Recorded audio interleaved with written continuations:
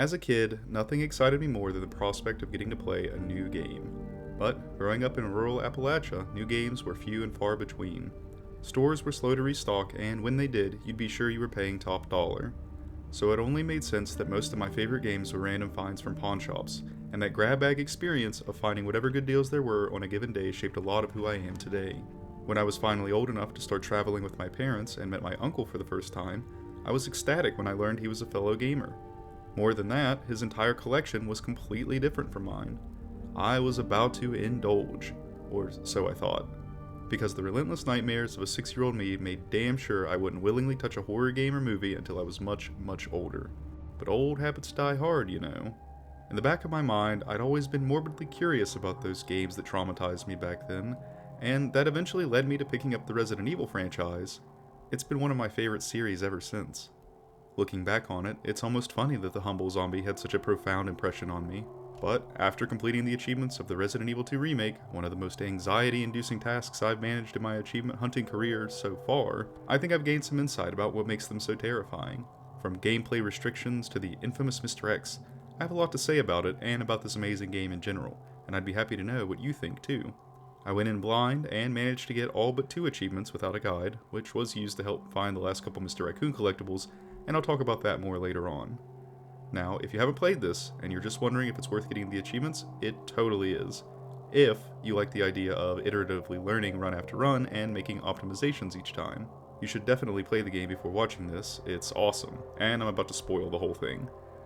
After ranting about the process for a bit, I'll be giving this game a tier rating based on how good I thought the completion was overall.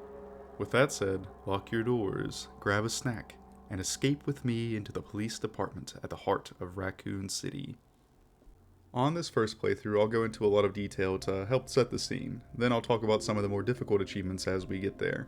So, the first choice to be made was Leon or Claire. The little bit I did know about this game was all based on a Leon run I did several years ago, so I chose Claire this time around. On hardcore, of course, as there were plenty of achievements tied to difficulty, and I didn't want to handicap myself more than I had to by taking it easy. The goal of this first playthrough was to finish the basic achievements and get a feel for how hard hardcore really was. That first playthrough as Leon, I only managed to get the achievements that are practically unmissable, and I still had a couple that I thought would be easy, like shooting the Tyrant's hat off and getting all the inventory expansions. I also wanted to keep an eye out for the Mr. Raccoons and grab all the files I came across, as I hadn't planned on using a guide unless they gave me real trouble. There are a lot of hidden achievements in this game too, but I eventually found that the records contained quite a few hints that I'd eventually use as a guideline when the time came. After a brief pep talk to myself, I got into it. The intro to this game is so good. Coming fresh off the completion of Resident Evil 7, I couldn't help but appreciate the option to skip cutscenes and the challenging gameplay from the start. Bobbing and weaving through the streets past the hordes of zombies also foreshadowed a valuable lesson. It was okay, and sometimes even necessary, to avoid combat. Entering the police station for the first time is such an incredible experience as the light shifts to the goddess statue at the far end of the lobby. As the suggestive "explore your surroundings" pops up in the corner, the goal is immediately clear. It's a great little piece of game design. My item slurping habit immediately triggered as I scoured the area for any and all things clickable.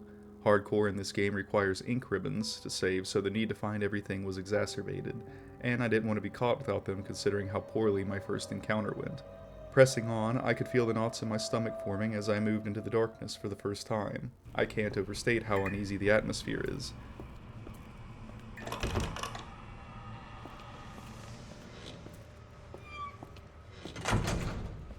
It feels as if there's something lurking at every corner, and I genuinely couldn't remember if there was or not. I had my first real taste of action, and if my anxiety wasn't already sky high, it was now. I grabbed the first medallion, opened the gate, and took a deep breath. Memories of this hallway of death, as I'll lovingly call it, were seared into my mind, as I'm sure they were with everyone who's played this game at all, and every time I set foot in it, I expected the worst. First time through was easy peasy though, and I'm sure this is intentional to lull the player into a false sense of security. I found the first of many maps in the next room, and I'd like to say this might be my favorite map system ever. For a hoarder like me, being able to open the map and have the peace of mind that I didn't miss loot is an absolute godsend. Not only that, but it remembers the locations of items you passed or couldn't carry, making backtracking and remembering the layout a breeze. Safe to say, I made liberal use of it over the course of this run. I didn't want to dally or waste too many resources yet, so I tried to ignore the zombies I could while grabbing every item that wasn't too far out of reach. This backfired a few times as I ended up trapped more often than I cared to be, though it was a good experiment to see what I could get away with for later. I made a mental note and continued on as I started to clear the first few puzzles. I also found a Mr. Raccoon collectible that I must have missed back in the day that thankfully reminded me to listen for the subtle wind-up toy noise. I got the speed loader for the starter pistol, and boy, what a difference it made. Upgrades always felt impactful, making the act of tracking them down via notes and puzzles feel much more meaningful. Further down the hallway, I used the first of many boards to block a zombie from breaking in. I immediately made the mental note that I should begin to consider which windows were best for boarding up, if possible. Knowing the best spots would surely be helpful when I had to be more efficient in the future. The downside was having to listen to the zombies make a ruckus every time I ran through this section, and man did I run through this section a lot. I made my way upstairs and got one of my first quick critical kills. Blowing a zombie's head off feels amazing on hardcore, knowing that you're saving ammo and not having to worry about it getting back up. In the locker room, I got my first jump scare. This one always got me for some reason. Then I cracked open the portable safe in here too, and thus began the first of many trips ferrying items back and forth to hoard. At some point, I was afraid I'd be way oversaturated on items, but better safe than sorry, I convinced myself. Satisfied finally, I grabbed the spade key from the third floor and caught a whiff of an old friend. This game is so stressful, and at least on the first playthrough, these set pieces really got to me. I suffered another jump scare and made my way to the library where I offloaded some of my stockpiled ammo. I was perhaps doing too well at this point, as I was really feeling the strain of my limited inventory space. I took the time to open up all the spade doors so I could toss the key, and this let me go around picking up several key items I'd use later on, which took a good amount of time. Time that I'd have to learn to save at some point, and I felt that as I ran everything back and forth. Bolt cutters in tow, I opened up the east office, and it was here that I ran into my worst nightmare. A full inventory, no item box around, and the fuse that would open the shortcut right in front of me. I had to make the difficult choice to throw away my knife. Rest in peace, friend, you served me faithfully. I acquired the water wheel and grenade launcher and continued to strip the items out of every accessible room. This also meant revisiting a few zombies I had previously ignored and making sure they wouldn't bother me again. So here is their first point. They'll get back up unless you make sure they're dead, and not knowing that will catch you off guard, which will put you in bad situations, which will make you panic. It's a devious little trap, but one well worth the resources to avoid, I found. But in spending those resources, you will also be less prepared to tackle whatever's yet to come. In other words, zombies introduce unpredictability. With the police station significantly more empty than it was, my ammo pile had more or less dried up, so I finally dipped into the gunpowder stores I'd been saving. Gunpowder is a cool mechanic, and I think it does a fine job rounding out the item system alongside herbs and puzzles. It was about this point I ran into my first liquor, and I sincerely hate liquors so much. It took a while before I found an effective strategy to deal with them, so for a lot of this first run, I did my best to sneak around them. I snagged the battery out of the office, and with the detonator completed, it was back to the third floor. I took out this falling zombie, and was surprised that I wasn't immediately jumped by the liquor I knew was here, so I tried to keep that nugget of knowledge in the back of my mind. I don't know what my plan was, but as soon as it jumped down, I panicked, and I tossed a flashbang. Having no idea how long the stun would last, I actually felt time dilating around me while Claire struggled to move the shelf.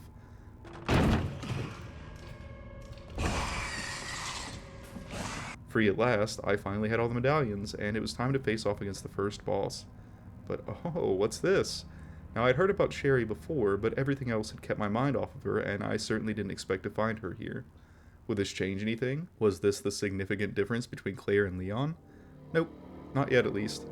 Which is probably for the best, because having to look after her would have been the icing on the cake for my already frayed nerves. Instead, I gave Birkin a classic beatdown. I feel like I finally made good use of the grenade launcher here, and I felt the fight was fairly easy, which it absolutely should have been, considering how many flame rounds I gifted him. In hindsight, I might have been better off just using my pistol, and taking calculated shots at his arm line, but whatever, lesson learned. Anyway, I finished looting as best as I could, and I made my way into the parking garage while enjoying the fresh lore from Sherry until I met Irons, my new most hated character. Back in Control, I noticed there was a path open that I'd never had access to with Leon. Interested in seeing where it led, I followed it to a locked door, so it was off to explore the garage after all. I found the car key in the firing range, which gave me a new handgun, the J&B HP3, And that's great, because I'd seen a liquor on the wall a second ago, and that's where I was headed next. Sure enough, it was here, but at least they had the courtesy to deal with the dogs for me, I suppose. I aggroed it and quickly backed out, and by some divine grace it spawned him further into the room. This allowed me to see that there were in fact 2 liquors here, and with a little luck and patience I snuck past them both. I looted the morgue for the diamond key I needed, and round 2 with the liquors was a failure.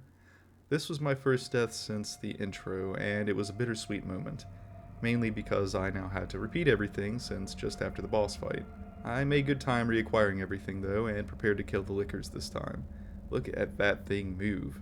Gave me a good scare, it did, but a couple well-placed grenades dealt with him nicely. Then I finished up in the parking garage and returned to the surface via the new elevator. I passed up this launcher upgrade in a moment of ignorance, probably brought on by the liquors, and neglected to return for it after depositing my items. A rookie mistake, but I don't think it affected me too much in the long run. It was refreshing to see some rooms I'd never seen before, even if it ended up being a novelty safe room more than anything meaningful. With the heart key in hand, the next goal was to find the panels for the power puzzle.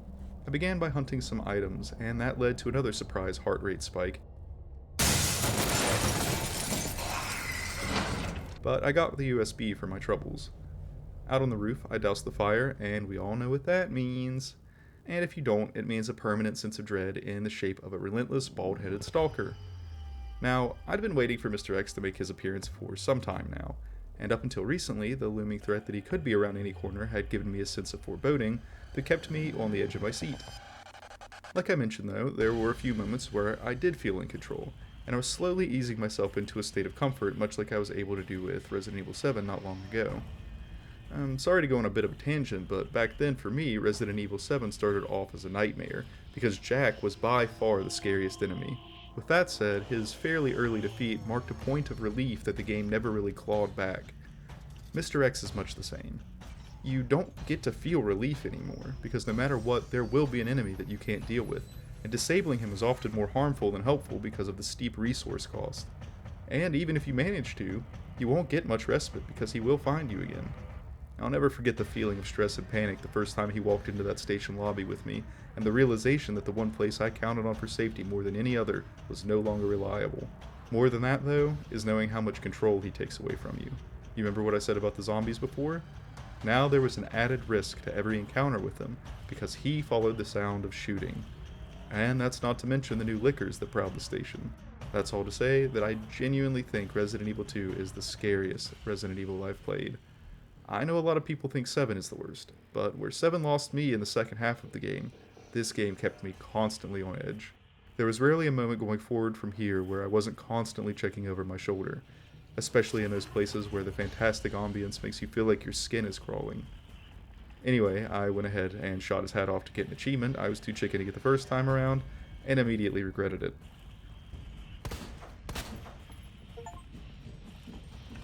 Get away from me! Fuck you! I made my way to the station proper with him hot on my heels and picked up the extended mag for the pistol.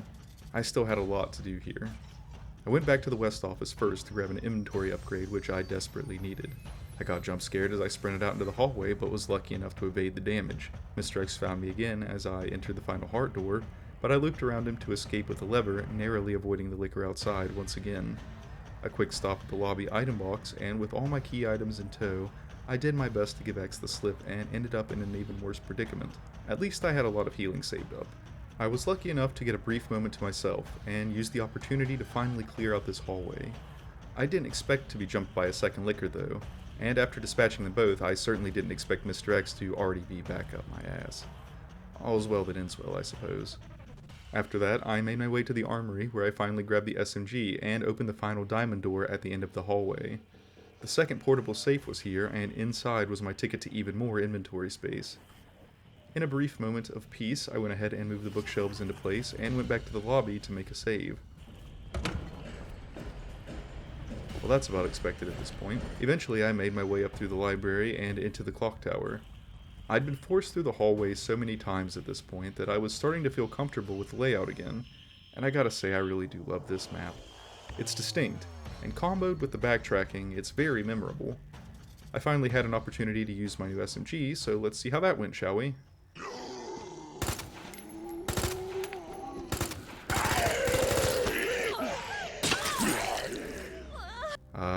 Yes, magnificent. With the clock tower conquered, I only had to make it back to Iron's office to continue, so I did just that and nabbed the key card. And all of a sudden, boom, perspective switch. There's not a whole lot to say about this section, as it's pretty straightforward.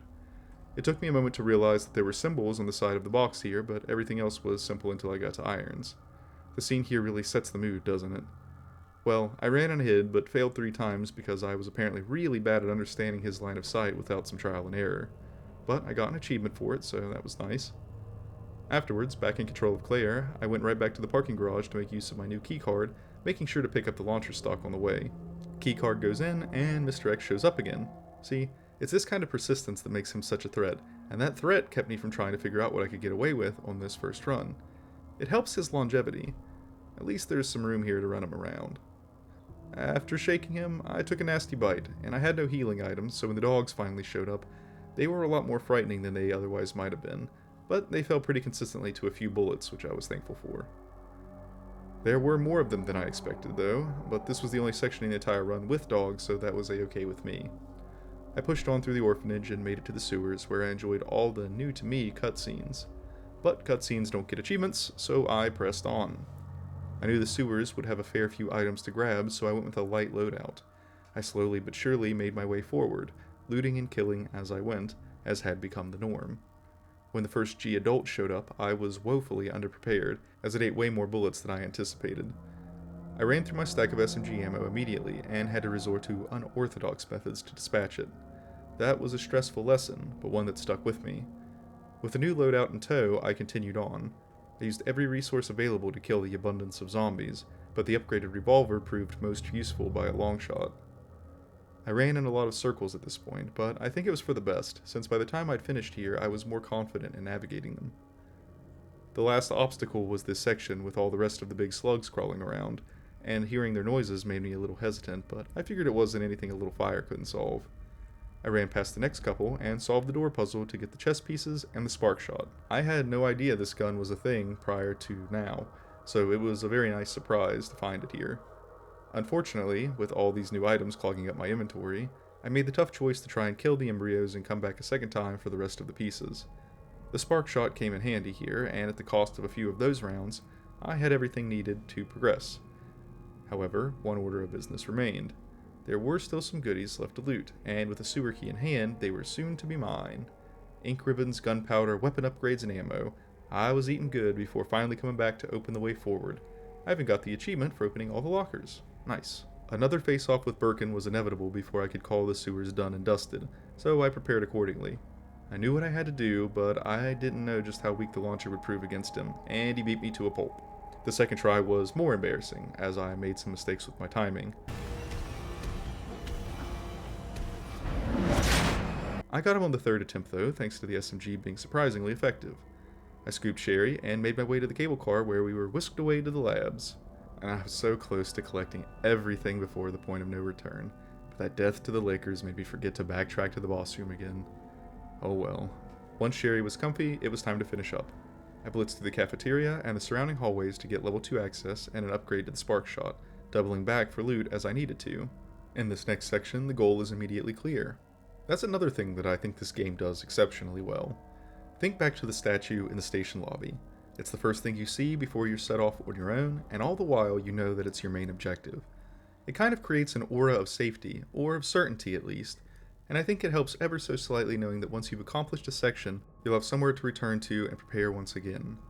I think that's also part of the reason Mr. X is so effective, because he disrupts that balance after you've had ample opportunity to grow used to it. While the bracelet upgrade here and the chess piece puzzle room of the sewers aren't quite as iconic, they do still give you the feeling that you're working towards something and remind you of it when you're resupplying or saving, inspiring just the tiniest confidence boost. At least for me. Anyway, they're plant zombies now, and I quickly find out that a single acid round incapacitates them. Great. It's not enough to put them out for long, but it's good enough for me to start making my way around the place. Instead of trying to remember these symbols, I wrote them down on a sheet of paper, and that gave me the hindsight that I should have written down every code for future playthroughs. Good thing I'm editing this run before starting the next one, and I could do it in post. I remembered this room and made sure to clear it out for my return trips. What I didn't remember is the lickers that dropped the first time through, so trying to kill them was a dangerous affair. but flashbangs and acid rounds were super effective. I backed myself into a corner trying to escape back to safety, but the flashbangs are just too good.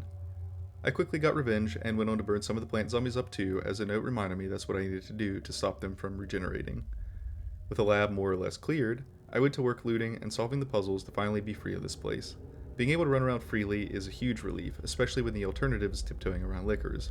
Still, even knowing that everything was dead, I was cautious since I didn't know what tricks were still in store on Claire's side as opposed to Leon's. When everything was said and done, I mixed the solution, iced it down, and killed the plants. The puzzle minigames feel like a nice respite from the action every once in a while, so I'm grateful that they're here. I was expecting Mr. X after grabbing the upgrade, like he was in Leon's playthrough, but I guess he really died back in that cherry cutscene, and that was a relief. A bunch of note reading and cutscene watching later, and wow, Claire is a badass for opting into this fight, especially after watching Annette get hit so hard that it knocked the animation out of her. Whatever you do, don't stop until it's finished! This fight was harder than I expected. After the previous fights, I made sure to aim solely for the weak spots, but even still, he was an absolute beast and full tank nearly everything I threw at him. Down to my last sliver of health, we had a final face-off, but he went down at the very last second. Glad to be rid of him. One more emotional cutscene later, and we're hoofing it. I make the final save and pray it won't be too bad. It's not.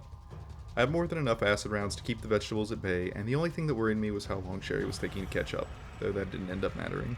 We get to the train, and I dump a full heal and a stack of 30 handgun ammo because I needed to pick up this stupid joint plug to get it moving. But, oh, what's this? A minigun for my troubles. Don't mind if I do. But why am I getting a minigun, I wonder to myself, only to be answered moments later by a surprise 4th round with everyone's favorite mutant. I felt pretty good about my chances with a whole minigun to fire, but that proved to be hubris. I threw quite literally everything I had at him this time, yet he stood, and I felt like a real fool for tossing that handgun ammo. Down to nothing but a single knife, I swung until even that shattered, but by some miracle, it was just enough to lay him low. And that was that. The first run was done, and it wasn't as bad as I was expecting it to be. But that was just the tip of the iceberg. After another brief respite, I decided to continue on as Claire in her second run. I figured it would help get even more familiar with the game before attempting any of the truly difficult achievements. Scenario 2 starts in medias res. Leon has been at the station for some time, and as Claire arrives, the helicopter is already crashing. This happens pretty early on, but I expected a fair few things to be different. The starting location is, at least, and as such, I find another early Mr. Raccoon and a new gun, which was exciting. Even if it is just a different revolver, it was an enjoyable mix-up. I began by running into the shutter and realizing that the back hallway was open already, and that my exploration route would be at least a little different this time. Cool. I got the fuse and made my way to the central lobby where a lot more zombies roamed than I expected. These were the two key differences: new routes and new enemies. Puzzles were also different, but finding the solutions was basically the same, so it's neat but not game-changing. I also accidentally clicked on this laptop and found out that Mr. X was roaming the halls, and that didn't make me feel any better, all things considered. A few moments later, when I spotted the first licker already chilling in the death hall, I knew I was in for a real treat with this run. My ammo for the new revolver wasn't holding up nearly as well as last run at this point, so I had to be as sparing as I could with it, which resulted in a few unfortunate moments. I also had a lot more key items to juggle, and despite knowing where everything went, it was still taking a bit of time and planning to optimize my item usage. That's all to say I was still grabbing up every item I could and hoarding it away. I had a few goals, but with the battery, I knew I could go ahead and get the medallions at least, but that plan was quickly interrupted. Jesus, stay back! From here on, it was a long game of cat and mouse as I made my way through the station, doing my best to avoid and kill zombies in about equal measure, use up key items, and collect more resources. With the increased item acquisition rate, getting an inventory upgrade was huge, and after all the forgetting I was doing at this point, I consider them the strongest upgrades in the game. Eventually, after a lot of running in circles, everything was where it needed to be, and I had a decent amount of items, including the medallions and both the SMG and grenade launcher. I made the decision to go ahead and test my luck against G1 with what I had instead of wasting more ammo on the zombies here. Also, did you know the zombies could come into the safe room? Marvin did. Anyway, G1 went similarly to the first playthrough, with me cycling acid rounds, pistol, and SMG rounds to the eye as best I could with hit-and-run tactics. He went down without much fanfare. On to the basement now, it was overall much more similar to that first run. I grabbed the diamond key, walked by the liquors, and remembered to grab the launcher stock this time before I went up the elevator for another game of Ring Around the Rosie with the Tyrant. Most of this return trip was just a more chaotic version of my first run, as many of the zombies I left alive were about to ruin my day. I was slowly but surely getting more comfortable with Mr. X's antics, but again, the death hall was a nightmare and I barely made it through before realizing that I could have gone around the other way instead. Wouldn't be forgetting that again. Remember at the outset of this video when I said that this was anxiety-inducing? Oh yes, this is what I meant. Over and over I was forced into the worst situations by this shithead of a stalker. And it never was the zombies on their own that posed problems. Sure, I didn't want to take a bite, but I had guns and healing and the ability to outrun them in the best cases. But I never had the best cases, thanks to him. The zombies continued to drain my resources with their spongy heads, and Mr. X pushed me forward, oftentimes into rooms I'd forgotten had enemies, further putting a strain on my already limited supplies. Fear was my mistress on the first run, but panic took her place here. And I think this section is a good showcase of why this game can be so scary. At least for the first 2 runs, you don't know what's coming, and you kinda just have to hope that you'll be prepared for it. That puts a burden on you, because if you're not prepared, then you'll suffer the consequences and you'll rarely feel equipped to handle that more than once or twice. On the plus side, I had the safe room under the goddess statue to fall back to if I needed, and I did, many times. Once I had the tiniest bit of breathing room, I also made sure to snag the hip pouch in the armory, and that, as always, alleviated a good deal of pressure. In a strange twist, trying to deal with the zombies in the library led them to follow me into the lobby, where they defaulted to standing in a big clump by the desk. An opportunity for the zombie roundup achievement, I thought, and so I chucked a grenade hoping to kill all 3 of them. It did not work. I tried again, and again, reloading my save and weakening them with different combos of weapons, hoping for a different result, but it just never worked. Eventually I gave up and got on with it, resolving myself to try again on a lower difficulty. With them out of the library though, at least I could get on with the clock tower, and I spared no extra time solving the electric box puzzle. Sherry's section was also exactly the same as far as I could tell, but I found some more notes I must have missed in the first playthrough, so that was nice. After giving Irons the slip and back with Claire once again, the garage was opened, X was dodged, the dogs were handled, and it was back down to the sewers. Early on was another opportunity for the 3 grenade kill achievement, but again, no luck. I also found another note that was unique to this second scenario, so I was really feeling good about my collectible count. Besides that, I felt there were a few places I could make big improvements now that I knew what to expect. This time, I got the maintenance key and decided to go into the upper sewers first. I knew then that this first G adult would be armored, so I brought along some hand grenades to bust through that shell and take care of some of the clusters of zombies later on. It didn't work out very well, as you can see, so by the time I had to deal with all the zombies on the catwalk up here, things went wrong quickly as they swarmed me. I was driven into a corner at the end of the hallway, I burned through all of my ammo, and they still got to me, so I just reloaded my save and went to the spark shot first after all. I thought I could be cheeky and squeeze past them until I got the spark shot, but one of the very few changes of the second scenario down here is this single zombie that stands up out of the water to block the way, and that was a real bitch, because I didn't bring any healing. Still, with the spark shot and herbs lying around, I managed to make it through this section without many more problems. Afterward, I made much better use of the flame rounds, SMG, and my grenades to make collecting the last chest piece a bit of a breeze. Still no 3 for 1 though. You can tell I didn't really commit to the idea of not getting it. At this point, I took a quick trip back up to the RPD to grab some extra supplies, and when I developed the hiding place film, something clicked in my brain, and I realized that those 2 photos were actually separate locations, which I didn't before for some reason. I always assumed they were the same. I don't know why. Anyway, I knew where to go, and I finally snagged the treasure hunter achievement.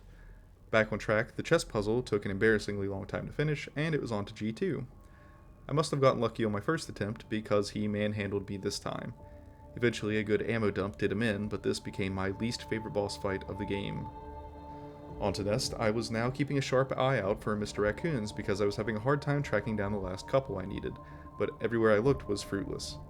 I used the spark shot on the cafeteria zombies to see what it was capable of, but it was a fairly underwhelming weapon considering how rare the ammo was. I quickly made my way to the plant lab, but was surprised to find the modulator so early. I went back to grab the hip pouch, and oh, what's that? Mr. Raccoon! Well, you may be wondering why I didn't shoot it. So am I! Hindsight is a real bummer sometimes, isn't it? Suffice to say that I ended up looking up a guide only to realize that I'd literally looked at that toy multiple times across all my playthroughs, but somehow never actually saw it. I'll point out the other one that I didn't find naturally a little later. The plants were pretty easy to deal with since I'd been hoarding flame rounds again, but I still had to run through the steps of the lab since all the codes had been switched for the second run too. Ladder, open, zombies, grenade, still no achievement even though I double tapped them and they were in fact all dead.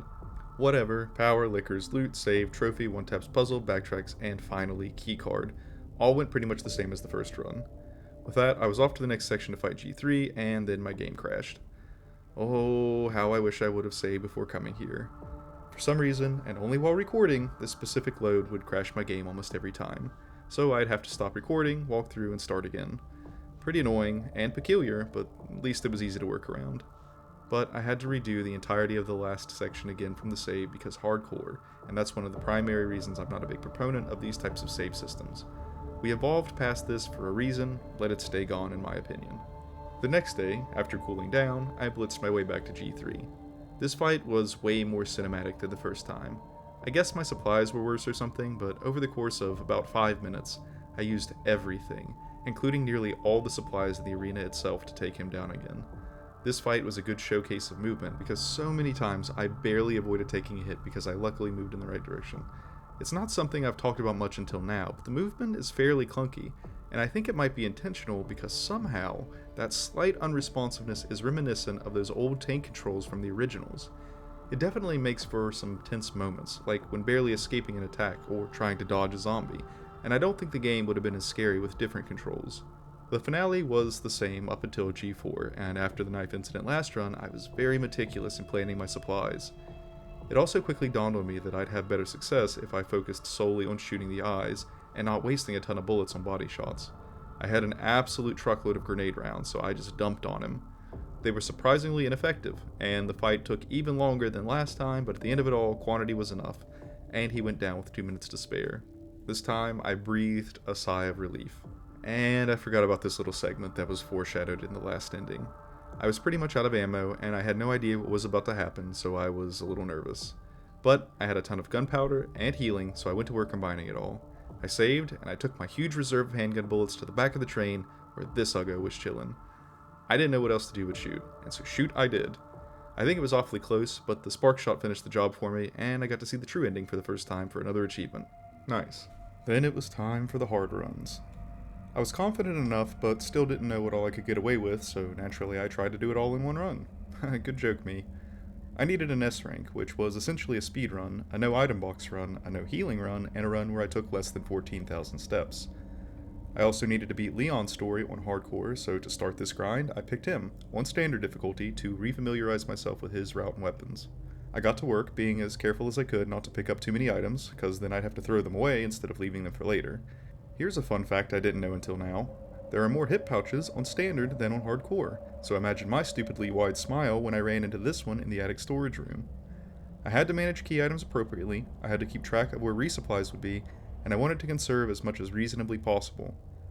Well, it quickly became apparent that it might get too tedious to try for all the achievements at the same time, because I had already been backtracking and going out of my way to use up key items like the book and spade key, significantly hurting my chances of getting the 14k or less. My inventory was also already super cluttered by the time I got the bolt cutters and the water wheel, and naturally the Hall of Death completely derailed my health and supply situation, so I decided that I'd just focus on going for the no item box challenge this time around. It was probably the hardest anyway, so I'd be pretty happy getting it out of the way. Thanks to the increased inventory, I could justify grabbing the shotgun already, though it certainly wasn't as potent as Claire's grenade launcher. Not yet anyway. By the time I fought G1, I had plenty of ammo stored up, and I was able to end it quickly, but not before he forced me to use my first heal, and I was definitely committed to my plan at that point. I found a third hip pouch after the fight, and I couldn't believe how generous the inventory was on standard. Still, even with the extra space, my hoarding tendencies were proving to be a challenge. It just so happened, however, that this room with the caged dogs was a very opportune place to throw away a grenade. After all the trying, getting the zombie roundup achievement was just that simple all along. I still don't know if I should be happy or sad about it. Anyway, I continued through the garage, business as usual, except I made the mistake of upgrading the Matilda too early, causing it to permanently take up 2 inventory slots, and in doing so, having to throw away 2 wooden boards to make room for the electronic part. Upstairs, I also chose to throw away first aid spray for the fuse, and was immediately punished for throwing away the boards. Annoyed, hurt, and running low on ammo, I was already in a position that I didn't find very comfortable thanks to the challenge, and so I spent some time grabbing supplies, getting jump scared by a liquor I didn't expect, grabbing the armory hip pouch, and offloading some key items. Then it was time for the tyrant again. At this point on Leon's side, I had to enter the hallway of death to unlock the clover door and get the lever for the library shelves. With X hot on my heels, I didn't pay much attention to the locations of other enemies, and this led to a very close encounter with a zombie.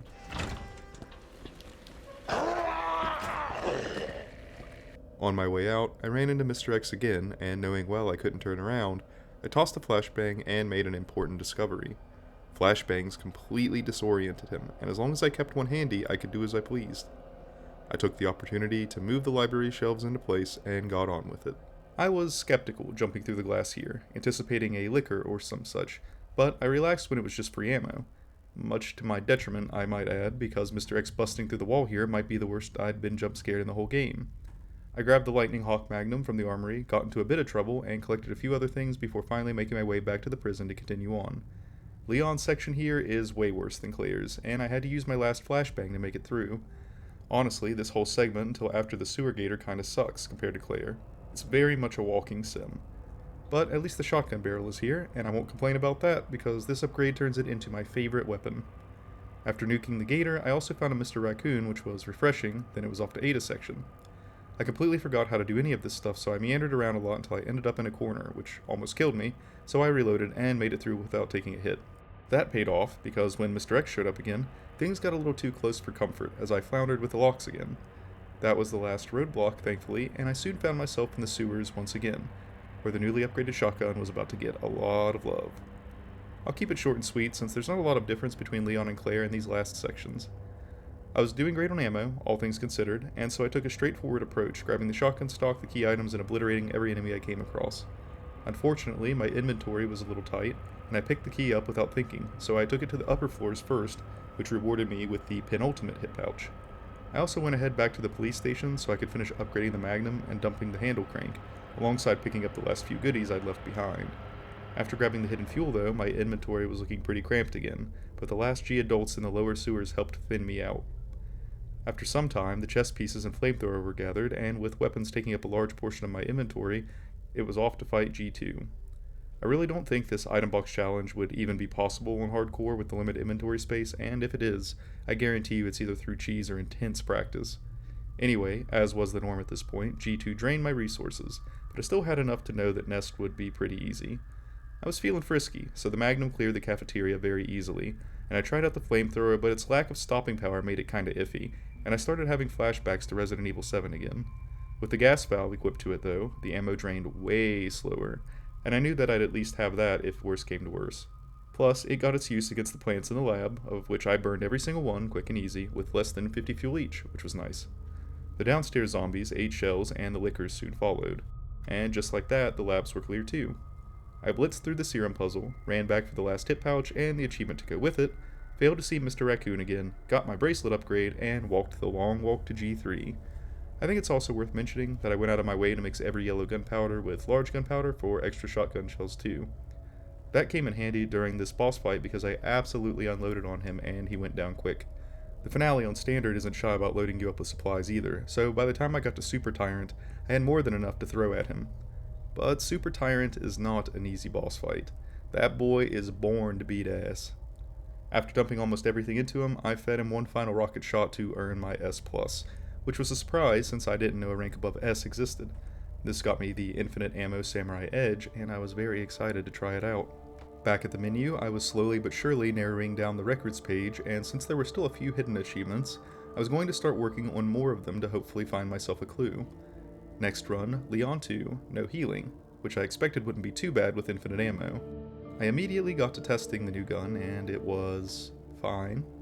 A little worse than I was expecting, but like I said before, inventory space is the most powerful tool in the game, and that alone made it so worth it. My contemplations were cut short, however, as I got bit immediately after entering the building and was forced to reload. Then, it almost happened again. Not a great omen. It was time to play to my strengths and go full quantity over quality with my shots, and I soon learned that aiming for the body was almost as effective as hitting the head, with this pistol in particular, since it had an awful time getting critical kills anyway. With that in mind, I continued picking up as much ammo as I could as long as it didn't clog my inventory too badly, which was easy since I could throw away or ignore all the healing items. It also afforded me the opportunity to preemptively kill the sleeping zombies around the station and double tap them to make sure they weren't going to cause trouble later. Unlike in my Claire 2 run, Leon's beginning section here was pretty straightforward, since I was now accustomed, and I continued on killing every single zombie and grabbing the key items as they were needed. It also felt amazing being able to open the item box again, and between that, no healing, and no ammo, I never felt lighter. Avoiding Mr. X for as long as possible, I opened the way through the library and back into the lobby, and grabbed the USB and the key card for the shotgun. And in a random moment of prescience while sitting at the item box, I realized I could use the boards I'd collected back in the Hall of Death to avoid the chaos when returning for the Clover door later. Back at the armory, I found Claire's memo, which was a new note, and I was excited, because that meant that I only had one more to find, and if this run mimicked Claire's, I knew where to find it. After a bit of goofing around with Mr. X, I finished up with the medallions again and dealt with G1. His attacks were pretty easy to avoid by now, so I just ammo dumped him and ran in circles till he died, though it did take a lot of bullets and a flashbang to get away unscathed. In the prison, I shot all the zombies in the cells to see if it made a difference when they got free. It doesn't. Before that though, it was a pretty standard walk through the garage to get the diamond key and to turn the power on.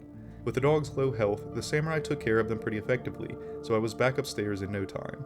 Same as before, I took the time to kill everything before activating Mr. X again, and this made evading him much simpler. Not a lot happened during this section, besides this licker being a little camper, making me have to cheese him through this door. In due time, I had both electrical parts and used them to make my way to the sewer. Ada's section, now that I knew what I was doing, went much easier this time around. In the sewers proper, the Samurai Edge was absolutely terrible at taking out the G adults, but that didn't stop me from trying. 77 bullets and a knife defense. Yep. And right where I expected it to be was Claire's second note, which finally popped the all notes achievement.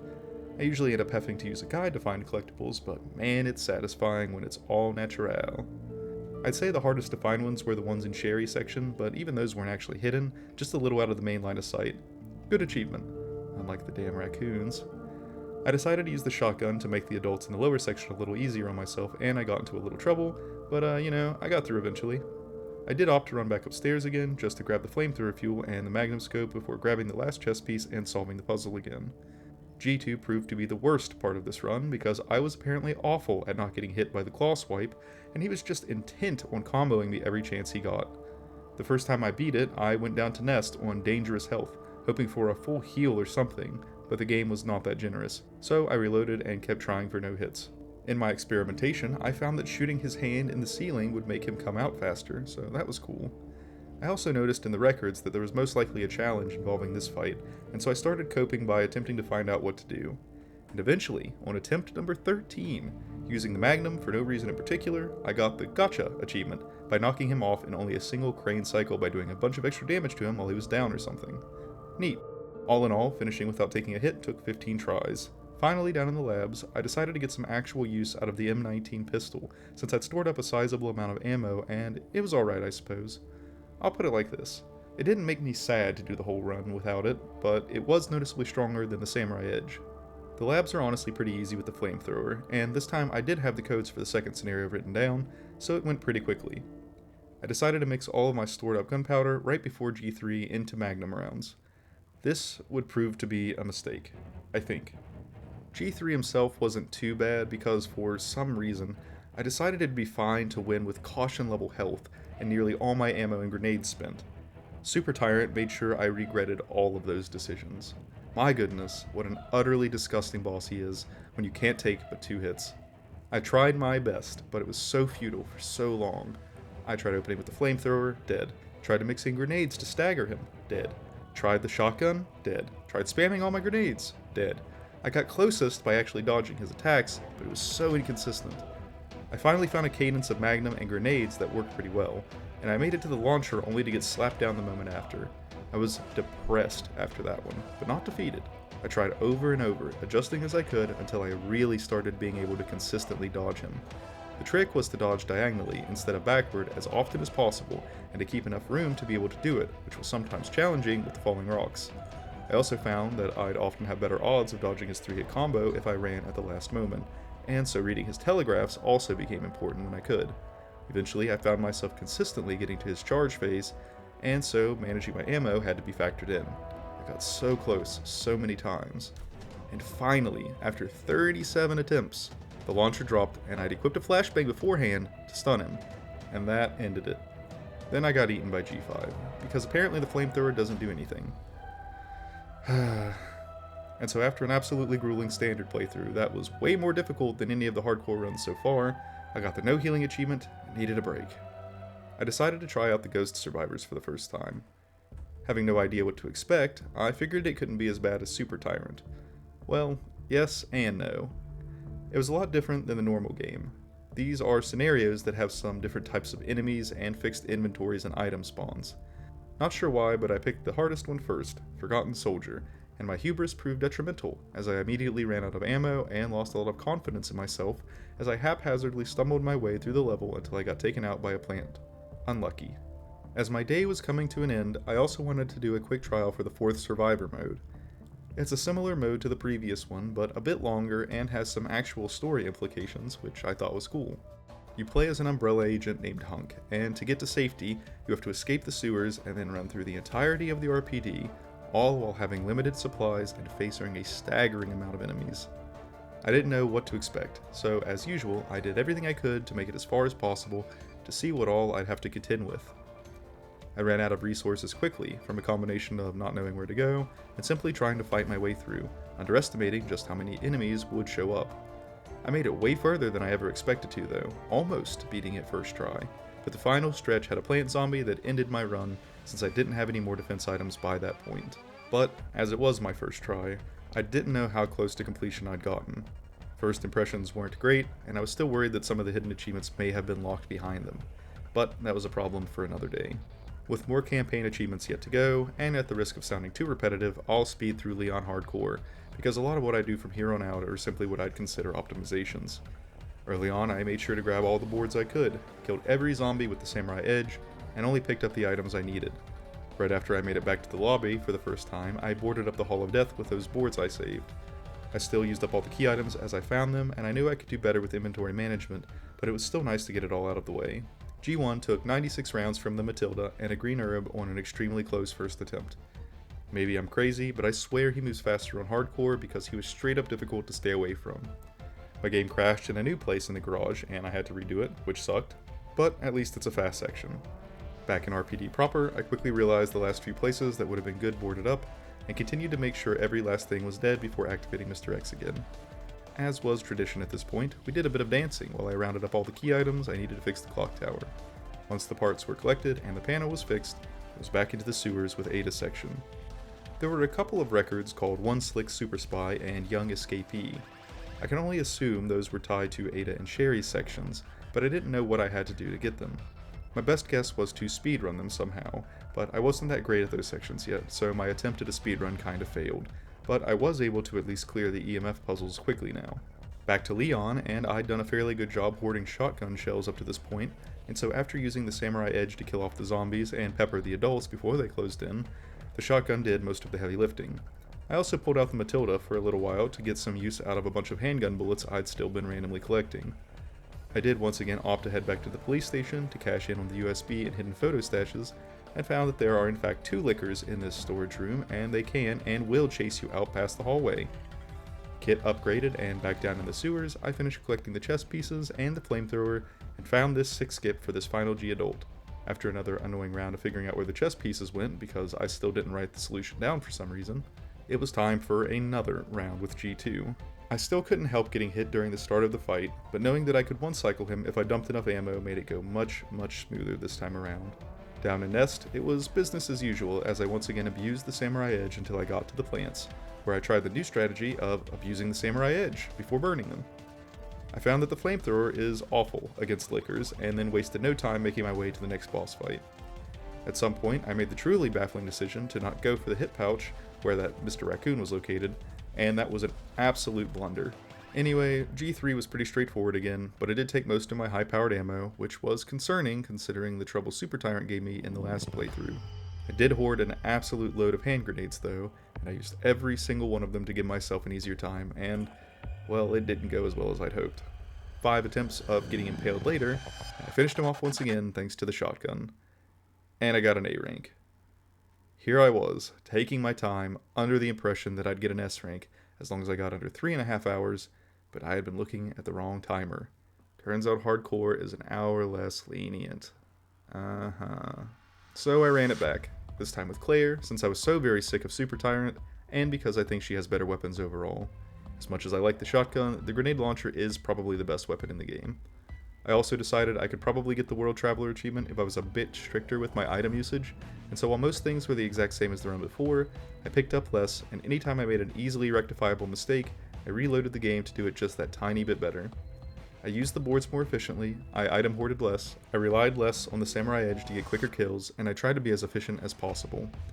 It took 2 tries to beat G1 this time, and I concluded that the Samurai Edge was just a straight upgrade from Jill's starting 5-round revolver, though I used up many more steps than I wanted to by running in circles. I took care of the basement much more efficiently, and without crashes I might add, and made it back upstairs in just about 40 minutes. Mr. X lost me instantly, as I activated him for the first time, because I ran too quickly I think, and I proceeded to pull him through the station as I finally grabbed the grenade launcher and SMG. Getting to the clock tower also took more time and steps than I wanted, thanks to Mr. X, but after a flashbang I was on the straight train to Sherry section. Trying to speedrun it, I found myself a bit too slow on the puzzle still, but it seemed I'd mastered the movement to get away from irons at least, so that was a plus. The sewers were not any different from usual. The G-adults were the same old headache, but I was pretty used to dealing with them by this point. I did the usual run back up to the police station, collected my items, and went back to finish the sewers. G2 was a well-practiced fight at this point, but he still managed to RNG me sometimes. Nest was nothing special, especially since I used high-powered rounds for the zombies, and had the codes already locked in. G3 and 4 didn't get recorded because that same crash happened again, but believe me when I tell you G4 is so much easier than Super Tyrant. I managed to eke out an S rank by the skin of my teeth, with only 6 minutes to spare, thanks to the encouragement of a friend telling me not to grab the hip pouch once again, against my better judgment. That gained me the Sizzling Scarlet Hero and With Time to Spare achievements, but not the 14k or less one, so I loaded up another round of Claire 2 on Standard to knock that out. Thanks to that S rank, I now had access to the LE5. This thing is a monster. Unlocking this gun feels like the equivalent of mastering the game, as nothing is a challenge anymore. Suffice to say that this run was quick, as without having to worry about literally any other gun's ammo or upgrades, I was finally able to stop being a loot goblin and focused entirely on getting through as fast and efficiently as possible, and I finally bagged a small carbon footprint in only an hour and a half. At this point, I gave up. Mr. Raccoon had eluded me for far too long, and believe me when I say I tried looking for him, but as you saw, hiding in plain sight was far too advanced a tactic for a simpleton like me. I gave in and looked up a guide, and I was exceptionally disappointed in myself when I saw where it was. I don't think I ever would have given it a proper look either, so I think the guide was inevitable. The other one was a prime example of why I'm a bad collectible gatherer. Thankfully, I had a previous save somewhat nearby, so after a quick run through Sherry's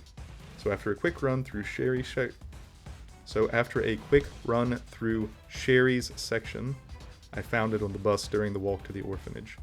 5 more achievements to go, and I was sure at least one of them was tied to the 4th survivor, and one was tied to the ghost survivors. There were Mr. Raccoons, and being pretty sick of those at this point, I kept the guide up and got to work clearing the different scenarios. I chose Kendo first, and right off the rip, learned that I could have been mixing 2 green herbs together to save space this whole time. Well, shucks. I also immediately shot a Mr. Raccoon, which was easier to see in this game mode, funnily enough, because this is the rarest achievement in the game. Getting all the raccoons in the Ghost Survivors was not that difficult, at least compared to the main game. Anyway, the big gimmicks of this game mode, as I kinda mentioned earlier, are the overwhelming amounts of enemies, the loot system, and the special zombies. You see, each of the 3 scenarios introduces a unique breed of zombie, and for this one, it's poisonous purple zombies that explode if you're too close when you kill them. Honestly, it's kind of a lot to adjust to coming from the campaign. From the zombies you decide to waste bullets on, to the items you take from the machines, there are quite a few decisions to be made on the fly, and there are more moments that you'll want to avoid fighting than not. Still, if you're far into the game, which I definitely was by this point, it's not that hard, because you have enough supplies to be a little frivolous. In training mode, at least. I ended up finishing it on the first try, and thought it wasn't going to be so bad, but man, training mode really does hold your hand with the extra items and space. But I did want to explore my options before getting into anything proper, and so I loaded up Runaway next, the easiest one according to the menu, and maybe it is. This one has you contending with paleheads, super durable zombies that have to be killed by high-powered weapons, and collecting keys to continue forward. Since I had an easy-ish time with the last one, I decided to attempt this on normal difficulty, and yeah, it was a bit harder, but mostly because of the Mr. Raccoons in this one. Trying to grab the one here in the middle of Liquors messed my timing up, and securing the key afterward turned into a bit of a panic. Then, at the second raccoon, I took an unfortunate bite trying to navigate through the zombies around this ambulance to line up my shot. My low health meant skipping out on grabbing the key in the garage here, but I was still able to complete it thanks to the flamethrower and a lot of luck. I went to redo Kendo's scenario, this time as an actual attempt, and quickly realized it was going to be tougher. The Liquors in particular gave me a lot of trouble, but I learned I could more or less reliably stagger them and run. I also leaned heavily into the shotgun and spent all of my gunpowder making as many extra shells as I could. There were some scary moments, but the shotgun's crazy good stagger potential meant I slipped by some precarious circumstances, and there were just enough shells to get me through the final corridor for my clear. It took 4 tries total, not counting that first one. But it turns out that in this specific level there are 2 routes you can use, and I'd only explored one. And in the second route, besides there being a lot more G-adults, there was also another Mr. Raccoon, so I had to fight my way through to get it, and then I had to do one more quick run through the first path to grab the final one out of this level. Forgotten Soldier was next, and I already knew this one was going to be difficult. The special zombies here were armored up, and were only vulnerable in certain parts of their body, exacerbating the need to conserve ammo and rely on stagger tactics.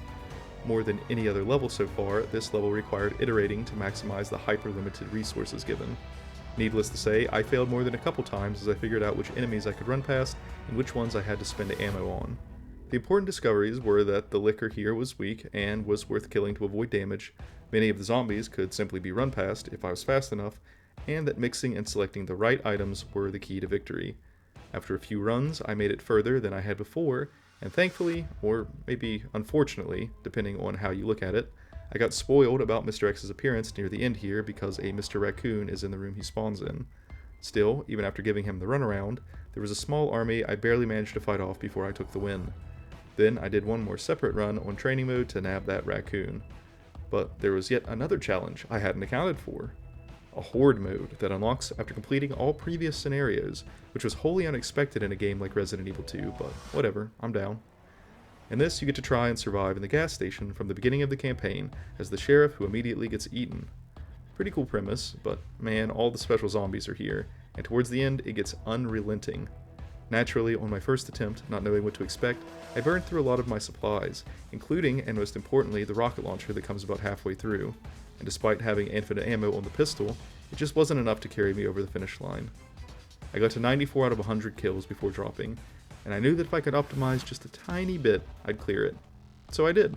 Relying just a little less on the pistol and more on the heavy weapons gave me that tiny bit of extra room to breathe, and saving the explosives until I really needed them ensured I had the cushion of safety to blitz through the last few enemies without being overwhelmed.